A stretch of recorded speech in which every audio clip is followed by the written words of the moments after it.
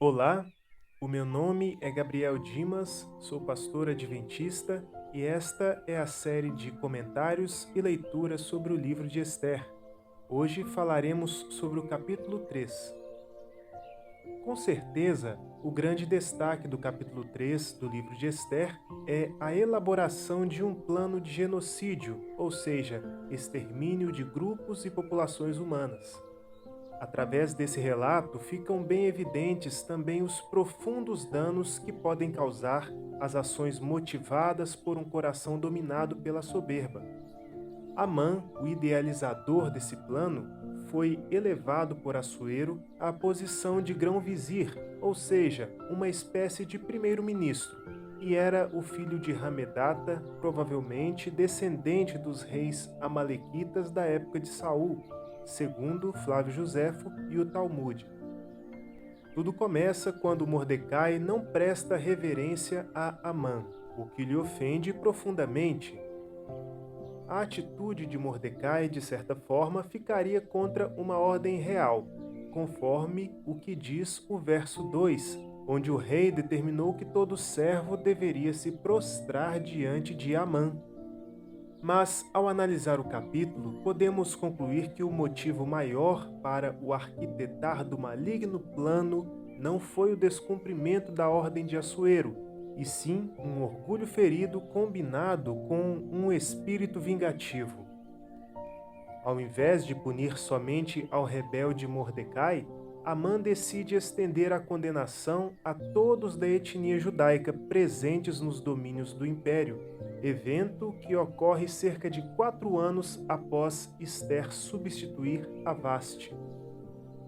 Para tanto, no primeiro mês do ano, lança o Pur, ou seja, lança a sorte para determinar o dia mais adequado para realizar o ataque ao povo de Deus.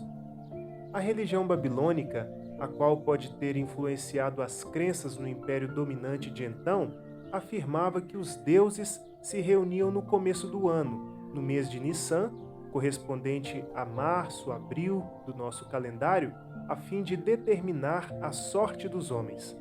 Portanto, qualquer oráculo obtido nesse período seria propício e considerado dotado de apoio e poder diante dos deuses. Logo após, Amã vai ao rei Assuero e lhe compartilha o plano de eliminação do povo judeu, oferecendo o custeio para tal empreendimento: 10.000 talentos de prata, o que equivale a 340 toneladas do metal. Isso hoje valeria um bom dinheiro, mas também naquela época, já que correspondia a cerca de 2/3 das rendas anuais do Império Persa, segundo o historiador Heródoto. O rei lhe concede então a autorização, retirando o seu anel real e dando-o em suas mãos. Isso equivaleria a permitir que sua assinatura fosse colocada por Amã nos documentos reais. Certamente esse inimigo do povo judeu se regozijou ao receber tal poder em suas mãos. Seu orgulho ferido seria curado com aquela iminente execução em massa.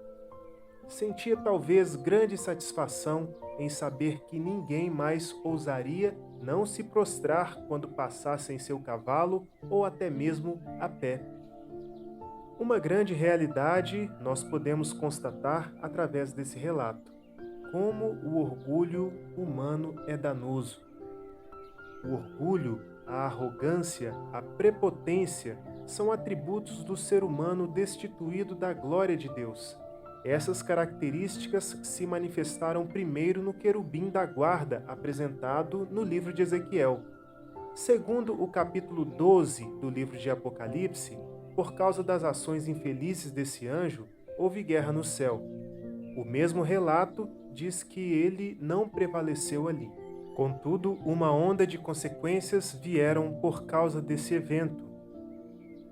A soberba é um atributo dominante naqueles cujos nomes não estão escritos no livro da vida, pois ela faz com que o homem se torne insensível, egoísta e perverso, sem, no entanto, refletir sobre a profundidade maléfica de suas intenções e ações. Se em nós, os que querem estar no céu um dia com Cristo, se manifestar em algum momento tais características, peçamos ao Senhor que tudo pode que nos livre deste mal, para que assim sejamos uma bênção onde estivermos e nunca uma maldição. Fiquemos agora então com a leitura do capítulo 13 do livro de Esther, feita por Sueli Ferraz. O livro de Esther, capítulo 3. O plano de Amã para exterminar os judeus. Depois desses acontecimentos, o rei Assuero honrou Amã, filho de Amedata, descendente de Agag, promovendo-o e dando-lhe uma posição mais elevada do que a de todos os demais nobres. Todos os oficiais do palácio do rei curvavam-se e prostravam-se diante de Amã, conforme as ordens do rei. Mardoqueu, porém, não se curvava nem se prostrava diante dele.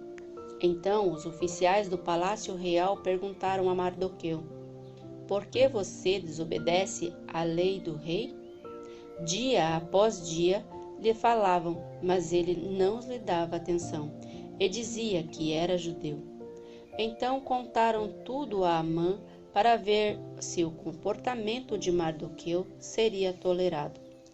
Quando Amã viu que Mardoqueu não se curvava nem se prostrava, ficou muito irado. Contudo, sabendo quem era o povo de Mardoqueu, achou que não bastava matá-lo. Em vez disso, Amã procurou uma forma de exterminar todos os judeus, o povo de Mardoqueu, em todo o império de Assuero. No primeiro mês do 12º ano do reinado de Assuero, no mês de Nisã, lançaram o pur, isto é, a sorte, na presença de Amã, a fim de escolher um dia e um mês para executar o plano. E foi sorteado o 12º mês, o mês de Adar. Então Amã disse ao rei Assuero: existe certo povo disperso e espalhado entre os povos de todas as províncias do teu império, cujos costumes são diferentes dos de todos os outros povos e que não obedecem às leis do rei. Não convém ao rei tolerá-los. Se for do agrado do rei, que se decrete a destruição deles, e eu colocarei 350 toneladas de prata na tesouraria real à disposição para que se execute esse trabalho. Em vista disso, o rei tirou seu anel-selo do dedo, deu-o a Amã, o inimigo dos judeus, filhos de Amedata, descendente de Agag, e lhe disse: fique com a prata e faça com o povo o que você achar melhor. Assim, no 13º dia do primeiro mês, os secretários do rei foram convocados. Amã ordenou que escrevessem cartas na língua e na escrita de cada povo aos satrapas do rei, aos governantes de várias províncias, aos chefes de cada povo. Tudo foi escrito em nome do rei Assuero e selado com o seu anel.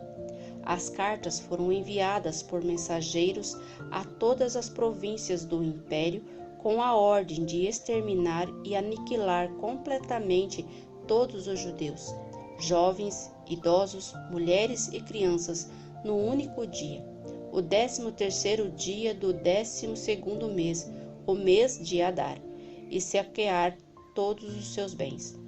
Uma cópia do decreto deveria ser publicada como lei em cada província e levada ao conhecimento do povo de cada nação, a fim de que estivessem prontos para aquele dia. Por ordem do rei, os mensageiros saíram às pressas e o decreto foi publicado na cidadela de Suzã. O rei e Amã assentaram-se para beber, mas a cidade de Suzã estava em confusão.